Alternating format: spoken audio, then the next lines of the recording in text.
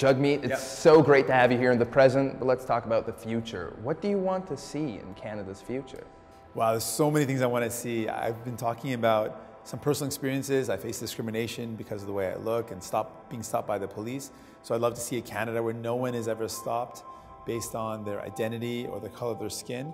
I'd like to see a Canada where we use objective criteria before we treat anyone in sort of whether it's security scenarios or policing scenarios, that they're dealt with in a way that's based on evidence, not based on stereotypes. You mentioned stereotypes law in there though. What advice do you have for youth that are facing turbulent times in their life due to these minority or ethnic stereotypes? One of the things I really talk about a lot is this idea of celebrating your own self-worth.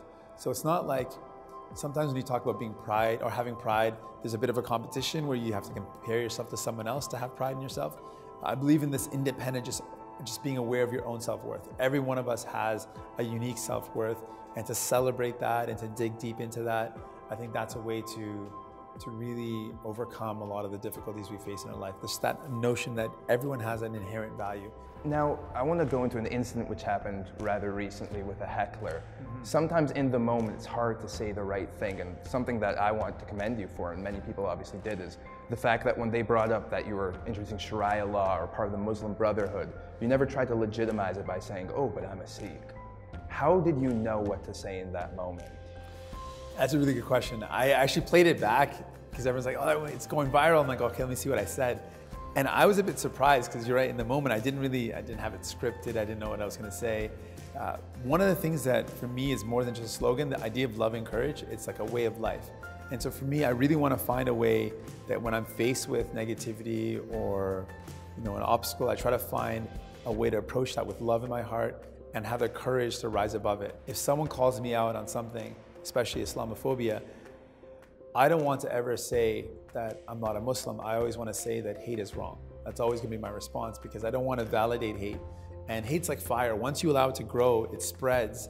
And it doesn't matter if it's based on someone's way of life or based on race or gender or sexuality. Hate, once allowed to grow, it's going to spread and attack everybody. So I think it's got to be stopped in its tracks. Your last name was Dhaliwal. That's right. Which is, as our viewers might not know, it is a name that holds a lot of importance in the Punjab community, but you got rid of it. That's true. Can you explain why you did that? Yeah, that's really cool that you know about that. So I got rid of it because there's a tradition in the Sikh spirituality to challenge the caste system.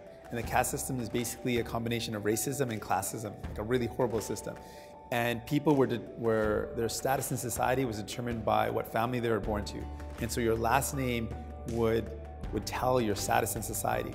So a part of the tradition was to reject this idea and say, no, everybody is equal, everybody's equally noble, everybody's equally entitled to the same rights and access to resources. So I wanted to reject my caste name, and Singh is basically a title of royalty that says that we're all equal, that we should build a society where there is no separation based on where you're born, that everyone is entitled to freedom and justice. So I did that as an act of solidarity with this principle, so that's why I did it. If you could have the chance to go back and maybe tell your teenage self something a little bit different about the future, what advice would you give yourself? Ooh, I would just say something in general to my younger self. I was afraid, I think, of taking chances. I was a bit shy at some points. And I would just tell myself, like, that's where all the beauty of life comes in, being open to opportunities, taking chances, putting yourself into positions where you're a little bit uncomfortable, safely. But I think that's so important to do. And I would have advised myself to get out there a bit more and take more chances.